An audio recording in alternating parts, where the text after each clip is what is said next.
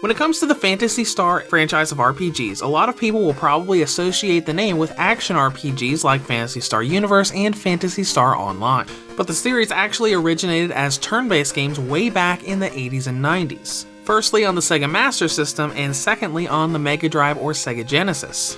Anyone with a Sega Genesis collection on any current consoles will likely see Phantasy Stars 2 through 4, but not Phantasy Star 1. And that's because the series originated on the Master System and the original game did not get a Genesis or Mega Drive release.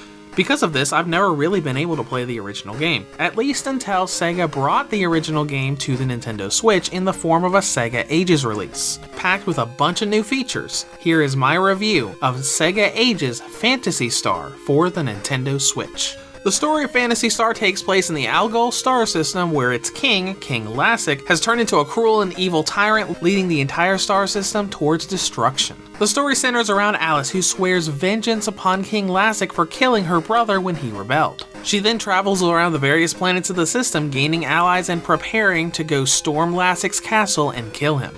Now I've got two things to say about the story. One thing I give them credit for, which is how major story scenes are shown. Instead of just showing dialogue like NPC cutscenes, you get these nice little portraits of the characters along with the dialogue that kind of reminds me of a pre-visual novel sort of thing. And for its time, I think it looks really nice. Of course, the bad part about the story is the translation. There are grammar errors everywhere, and this is one of those early games that didn't spell out full words when it came to spells and items in the menu. When it comes to gameplay, Phantasy Star is a turn-based RPG with first-person dungeon trekking and typical turn-based combat. This is a Sega Ages release, so there are a lot of enhancements and new features here, but before we do that, let's talk about the basic progression of the game, because all of those new features drastically change that. The way you progress in Phantasy Star is by exploring.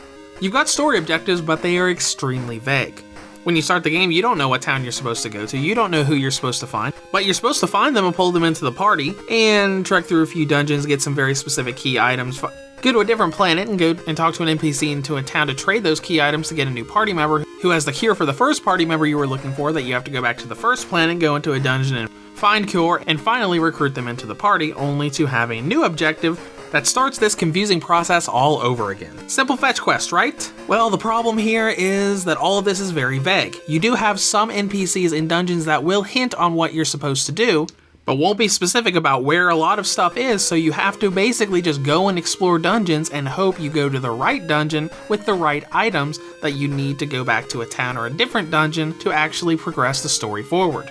Put simply, this game has an extremely poor sense of direction, not even going into the fact that all of the dungeons are first person, all walls look exactly the same as all the others, and there are no maps for you to know where you are and where you need to go.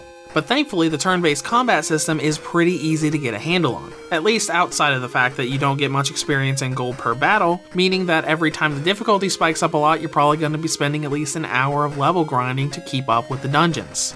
As you might expect, this is an extremely slow game with a very poor sense of direction, tons and tons of grinding that you have to do, plus the fact that every time you want to use a vehicle, you have to go into the menu, select the vehicle, go 2 or 3 steps to where you want to go, and then go back into the menu and select the vehicle again to get out.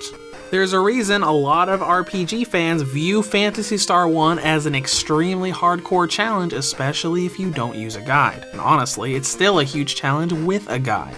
Now that we know all of that, let's talk about the Sega Ages enhancements that fixes almost all of these problems. This is a Sega Ages title, so you can play Phantasy Star 1 in its original form, or you can play the Sega Ages version, which allows you to do the following. First of all is the new HUD. You can pull it up on the left or right side of the screen to show your character's HP and MP, the amount of money you have, and mini-maps that will automatically fill themselves up as you explore dungeons.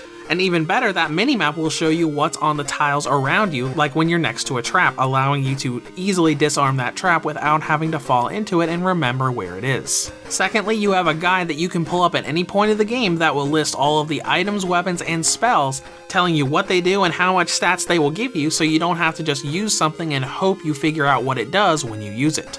And finally, battles now give you roughly 3 to 4 times the amount of experience and money than you got in the original version of the game. This drastically decreases the amount of time you have to grind. I only had to level grind at the very beginning of the game when I only had Alice in my party, and just fighting everything you run into in dungeons easily leveled everyone up to scale up to all of the enemies in the new dungeons.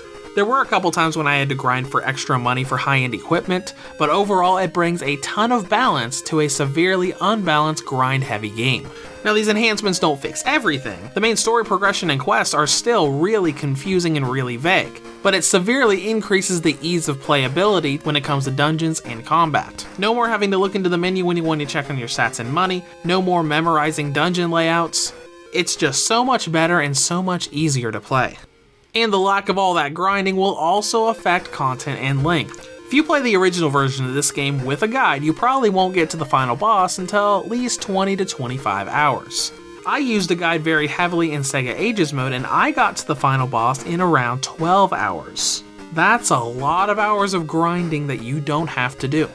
And now let's get into presentation, which looks quite polished. There are 3 different graphical styles that you can use in this game. Normal, which looks crystal clear and doesn't change anything. Scan lines, which makes it look like an old CRT TV. And smoothing, which blurs all the pixels to look smoother, but in my opinion, smoothing is really hard on the eyes because it looks way too blurry. But there is one nitpick I have, and that's the fact that you can't use the game in full screen and use the new HUD system at the same time. At least not without covering up a bunch of the screen that you need to see. When you're in full screen mode and you turn on that HUD and minimap, on the left hand side of the screen, it shows up, but it covers up the left hand side of the screen, meaning you can't look at your command bar in battle. When you put it on the right side, you can't see monster HP in battle.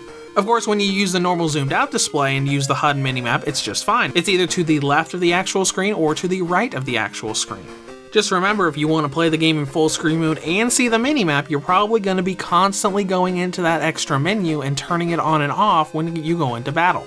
I don't have anything to complain about when it comes to performance, so let's go right into battery life, which, as you'd expect with how this game looks, is very high. Sega Ages Phantasy Star has a battery range of 4 hours and 36 minutes on high settings, up to 5 hours and 52 minutes on low settings. Now, in conclusion, Phantasy Star 1 comes to handhelds for the first time since the Game Boy Advance with a huge number of improvements that bring balance to a severely unbalanced RPG. Now, on the downside, the game is still very confusing and slow due to its progression system and menu system. But with all the improvements here, it's definitely worth checking out if you've never dived into the origin of the Phantasy Star series. Reviews to Go rates Sega Ages Phantasy Star for the Nintendo Switch an 8 out of 10. If you have any comments or questions, feel free to leave them below or head to the website at reviewstogo.com.